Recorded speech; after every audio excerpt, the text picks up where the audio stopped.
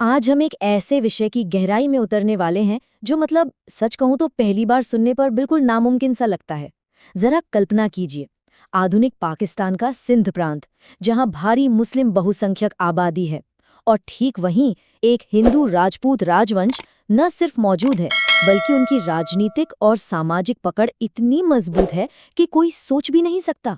इसे आप अमरकोट अनोमली या अमरकोट की एक अनोखी विसंगति कह सकते हैं। ये एक ऐसी जमीनी हकीकत है जो धर्म, राजनीति और सरहदों के बारे में हमारी आम समझ को पूरी तरह से पलट कर रख देती है।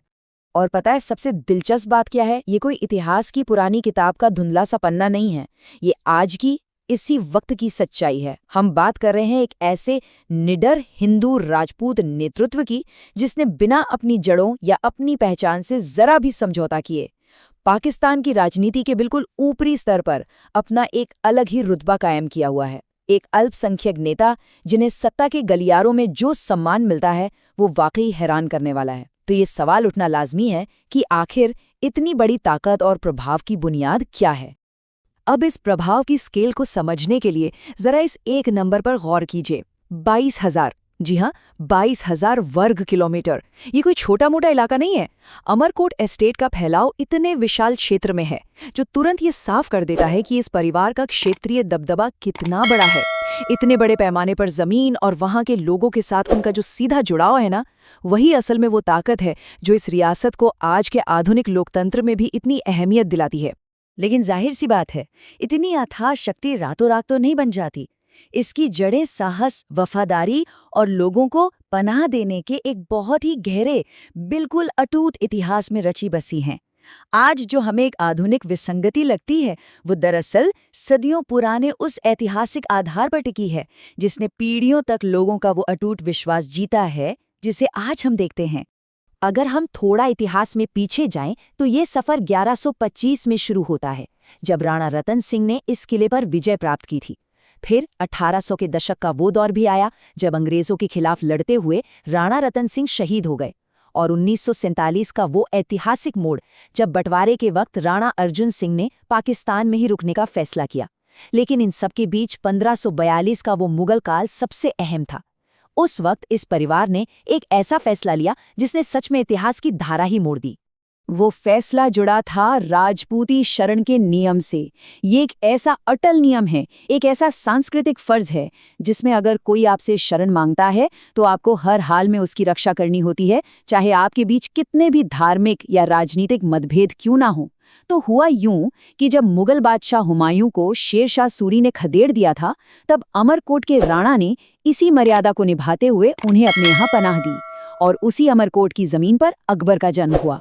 एक हिंदू राजा का एक मुस्लिम बादशाह को शरण देना, इसने एक ऐसी सद्भावना पैदा की जिसका सम्मान आज सदियों बाद भी किया जा रहा है। और इसी ऐतिहासिक पूंजी को आधुनिक राजनीति में बहुत ही शानदार तरीके से ढाला राणा चंद्र सिंह ने। उनका राजनीतिक सफर वाकई अभूतपूर्व था। जरा सोचिए, वो 7 बार सांसद चुने गए, संघीय मंत्री बने, और जुल्फिकार अली भुट्टो से लेकर बेनजीर भुट्टो जैसे शीर्ष नेताओं के वो बहुत करीबी थे। लेकिन सबसे ज्यादा चौंकाने वाला कदम था उनका पाकिस्तान हिंदू पार्टी बनाना। एक ऐसी पार्टी जिसका झंडा केसरिया था और उस पर ओम और त्रिशूल के निशान बने थे। एक मुस्लिम बहुल देश की सत्ता के बिल्कुल शीर्ष पर अपनी सनातन संस्कृति को इस तरह निडरता से लहराना, ये अपने आप में उनके अद्वितीय रुतबे को बयां करता है। फिर इस विरासत में एक नया अध्याय जुड़ा। 36 साल 2009 में राणा हमीर सिंह को अमरकोट के 36वें राणा के रूप में राज तिलक किया गया। इस ताजपोशी में एक दो नहीं बल्कि दोनों देशों और सभी धर्मों के हजारों लोग शामिल हुए थे। राणा हमीर सिंह ने इस प्राचीन गद्दी पर बैठते ही एक नई, कड़क और समझौता न करने वाली ऊर्जा का संचार किया। उनके इसी निडर और कड़क मिजाज को समझने के लिए साल 2002 का एक बड़ा ही ड्रामेटिक अदालती वाकया देखना जरूरी है। हुआ यूं कि चुनाव के दौरान उनके राजनीतिक विरोधियों ने उनकी उम्मीदवारी रुकवाने के लिए कोर्ट में केस कर दिया। तर्क ये दिया गया कि उनकी इंजीनियरिंग की डिग्री भारत से है, लेकिन सच कहूं तो ये सिर्फ उनकी डिग्री का टेस्ट नहीं था, ये उनके चरित्र और उनके राजपूती हौसले का एक बहुत बड़ा इम्तिहान था। जब राणा हमीर सिंह अपना पक्ष रखने अदालत में खड़े हुए तो उनकी भारी और बुलंद आवाज से पूरा का पूरा कोर्टरूम गूंज उठा। उनका अंदाज इतना रौबदार था कि जज साहब को भी थोड़ा असहज होकर कहना पड़ा, धीरे बोलिए, ये अदालत है। और इस पर जो जवाब आया ना, वो उनके पूरे व्यक्तित्व को डिफाइन करता है। राणा हमीर सिंह ने बिल्कुल दहाड़ते हुए कहा, मेरी ये आवाज कुदरती है, इसे कोई दबा नहीं सकता।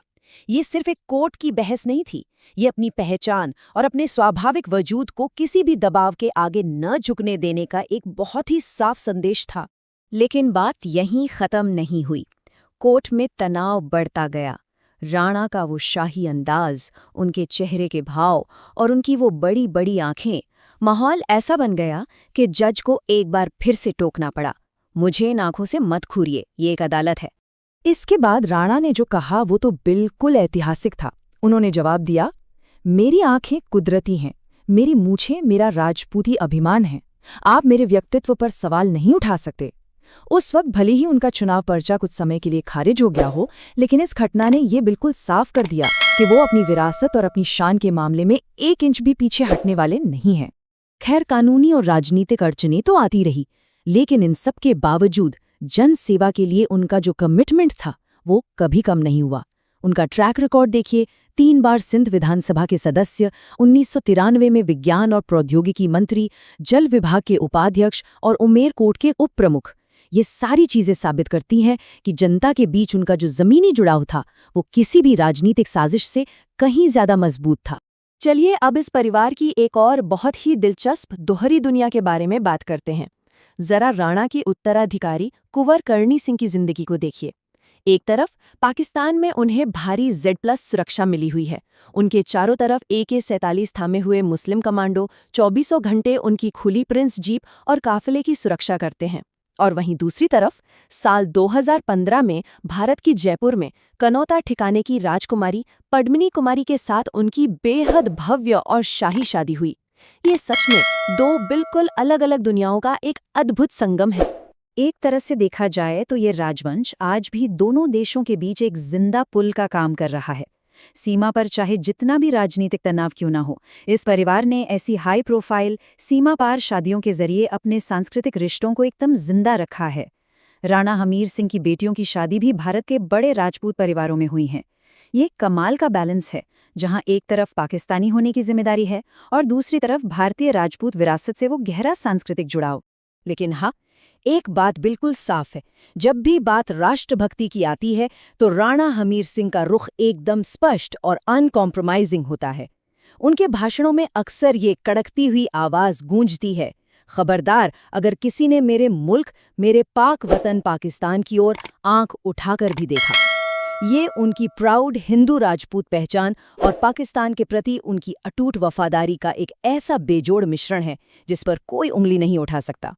तो आज के इस पूरे सफर के बाद दिमाग में एक बहुत ही गहरा सवाल आता है, क्या हमारी ये सदियों पुरानी ऐतिहासिक जड़ें, आपसी सम्मान और सांस्कृतिक फर्ज आज की आधुनिक राजनीति और धर्म द्वारा खींची गई इन सख्त सरहदों से ज्यादा ताकतवर हो सकते हैं? अमरकोट के इस राजवंश की कहानी तो कम से कम यही इशारा करती है कि साझा इतिहास और भाईचारे की नींव पर टिका रिश्ता किसी भी भू राजनीतिक बंटवारे से कहीं अधिक मजबूत और पक्का हो सकता है। सच में ये एक ऐसा विषय है जिस पर हम सबको ठहर कर सोचना चाहिए।